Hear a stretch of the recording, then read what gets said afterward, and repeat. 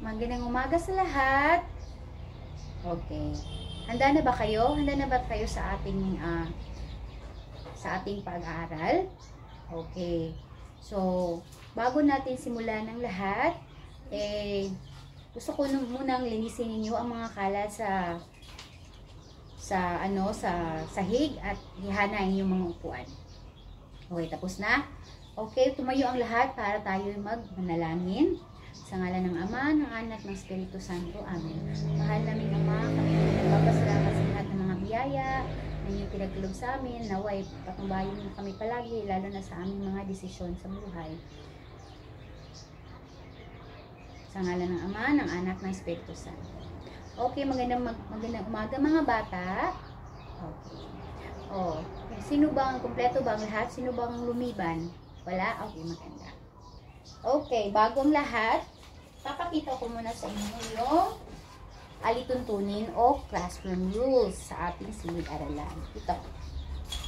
So, ang ating alituntunin o classroom rules ay be smart. Ano nga itong be smart? Ano nga itong smart?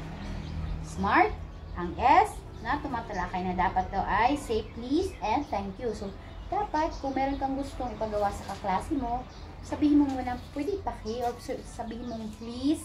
Kasi isa po sa magandang asal. At pagkatapos naman, say thank you. Kasi nga, tinulungan ka ng kaklase mo or kaibigan mo. Pangalawa, letter M stands for make friends and be thoughtful. So, makipagkaibigan ka. Hindi dapat maging masungit. Diba? Maganda naman kung dapat na maging makipagkaibigan tayo para maganda yung relasyon natin sa pakikitungo natin sa ating mga kaibigan. Tapos, A for arrive on time, be prepared, and be ready to learn. So, dapat, bago ka pumunta sa paaralan, dapat handa ka sa anumang paksa na tatalakayin nyo ng guro nyo. At dapat, maaga ha, hindi dapat yung late, kasi nga, hindi naman maganda na late ka. So, wala ka nang matututunan doon, diba? Letter R stands for respect yourself and others. So, dapat respetuhin mo yung sino man yung nasa paligid nyo. Lahat ng tao, walang exemption. Or dapat, kung sino man yung nakasalumuhan ninyo, dapat respetuhin ninyo, di ba? Panghuli, yung T for try your best. So, dapat bigay nyo na lang yung todo, yung best ninyo, na kung ano man yung makakaya nyo, push lang ng push. Okay. So ngayon, sino bang makakaalala sa inyo sa tinalakay natin kahapon? Okay, Mario. Alam mo ba? Naalala mo ba? Yeah, tama. Kahapon, tinalakay natin kung ano yung mga kagamitan at kasangkapan na para sa pagguhit. So, ano nga yung mga halimbawa nun ng kasangkapan at kagamitan?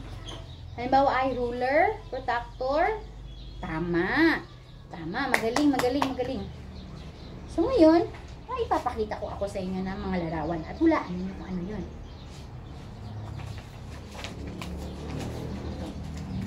Ito, sino to? Anong nasa larawan? Leia. Tama. Ito si dating Pangulong Rodrigo Duterte. Ito. Ano to? Bahay. Bahay? Ay, hindi. Mali. Ito ay paaralan. Tama. So, sa base sa nakita ninyo mga larawan, ano masasabi ninyo?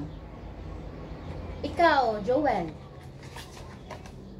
Okay. Tama. Magaling. Base sa nakita ninyo, ang larawan ay ginuhit sa pamamagitan ng lapis. At ginuhit ito sa pamamagitan ng pagkuskus. Pagkuskus, ibig sabihin, diniin yung lapis. Halimbawa nito sa larawan ng dating Pangulong Presidente Rodrigo Duterte. So, diba, dito sa parte ng buhok niya, diniin yung lapis. Binigyan ng mas binigyan ng diin yung lapis ng pagkaguhit. Dito naman sa paaralan, school. Tingnan niyo yung bubong, di ba? May pagkadiin. May pagkadiin. Kita nyo? Okay. Kaya ngayon, Ang layunin ng ating aralin paksa sa ngayon ay matututunan natin ang isa sa hakbang sa pagguhit upang gawing mas makatotohanan at detalyado ang ating mga guhit.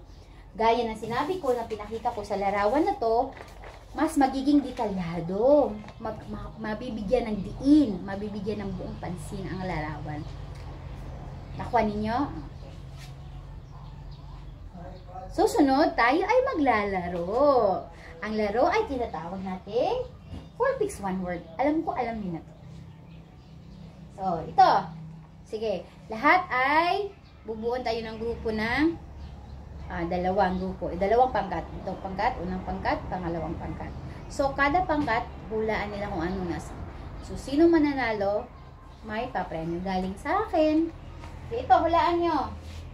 Anong sagot nito? Sagot ay aklat. Tama. O, pangalawang grupo naman. Pangalawang pangkat. Sagot nito, ano to? Baso. Magaling. Pangatlo. Sagot ay pusa. Magaling. So, ang nanalo ay ang pangkat. Unang pangkat. Magaling. So, sa susunod, tatalakay natin yung mga detalyadong pag-uuri ng pag-guhit. Nung nakaraan, tinalakay natin kung ano yung sketching. Diba? Si sketching ay, okay, sinong gustong magbasa? Ikaw. O, Leo, basahin mo. Sketching ay, ito yung pangunahing hakbang sa pag-guhit kung saan itong okay, salamat.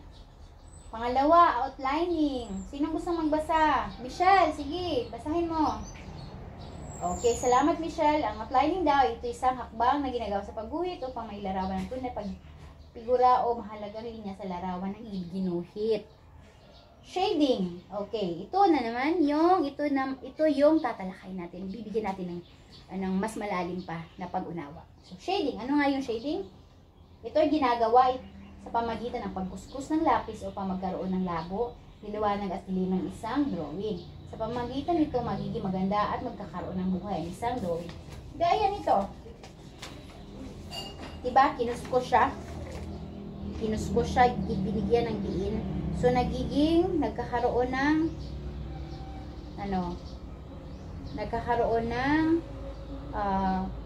tawag nito, nagkakaroon ng pansin, ng mas maliin na pansin. Pero sa kabila naman, hindi masyadong diinan. So, gaya nitong baso na to, di ba? Yung baso, binigyan diin sa pagkuskus. Dito naging mas madilim yung kulay. At tapos doon sa parte naman, nagiging maputla or yung kulay. So, susunod, papakita ko sa inyo ang mga halimbawa ng shading. May video na ako ipapakanood sa inyo.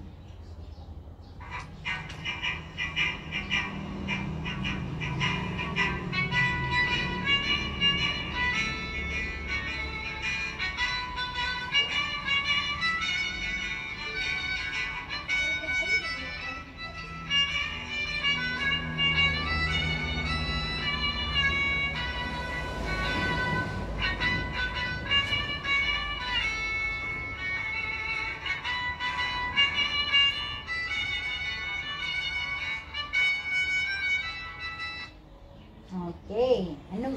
Nakita nyo ba?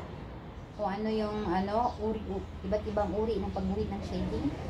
Ayan. Tatalakay natin. Pagpapatuloy natin yung pagbibigay importansya sa shading. So, may iba't ibang pangunahing uri ng shading. Ito ay ang cross-hatching. So, ito ay paggawa ng disenyo na nagkakaroon ng overlapping. So, nakita nyo yun ba? Nag-overlap yung itim na kulay kumpara sa puti. Pangalawa, smooth. Ito yung makakatutuhan ng guhit.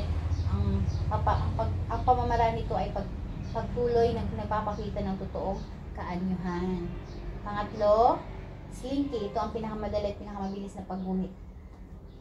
Tapos, pang-apat o pang-wala stiff flame, nagdadagdag ito ng maraming pressure mula sa mapusyaw. Nagdadagdag din ng tuldok at dahan-dahang kumukunti. Yon, ang tanong ko, anong pakiramdam niyo kapag kayo'y, anong nararamdaman mo kapag pinapahayag ang iyong sarili sa pamamagitan ng pagguhit? So habang kayo gumuguhit, ano yung pakiramdam niyo o ano yung nararamdaman niyo? Sino makakasagot o makakapag-share ng idea?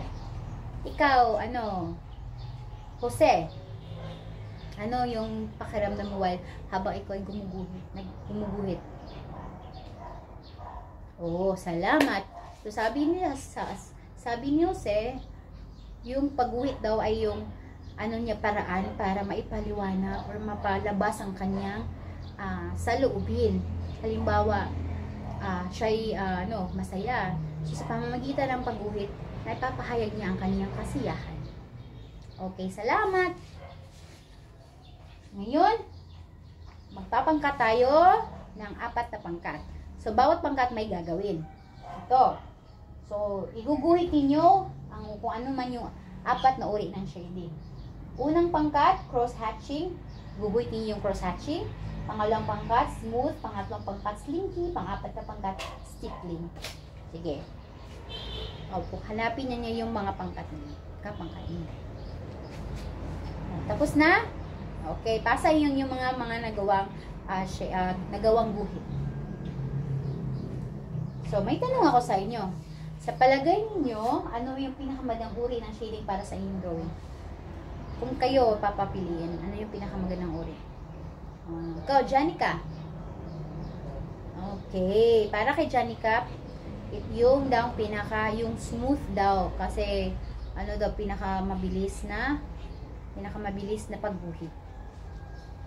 Salamat, Janica. Bigyan mo na natin siyang palakpak, mga silabong palakpak. Okay, pasulit. Nandito na sa pagsusulit. Okay, magbibigay ako sa iyo ng worksheet para sagutan ninyo, okay? Okay, ng 10 minuto dapat masagutin niyo, okay? Tapos na? Okay, pasa ngayong mga papel dito sa harapan. Okay, meron yung bago na rin tapusin yung ating pagtatalakay, meron kayong gawaing bahay. So, ang tanong ay sa 4 na uri ng shading, ano yung pinaka-paborito niyo? Tapos, letter B, iguhit ang isang bagay na makikita sa loob ng bahay ayon sa paborito yung shading. So, maghahanap kayo ng mga kasangkapan sa bahay ninyo at kung ano man yung napili niyo, iguguhit niyo base sa uri ng 4 na shading. So, nakuha niyo ba?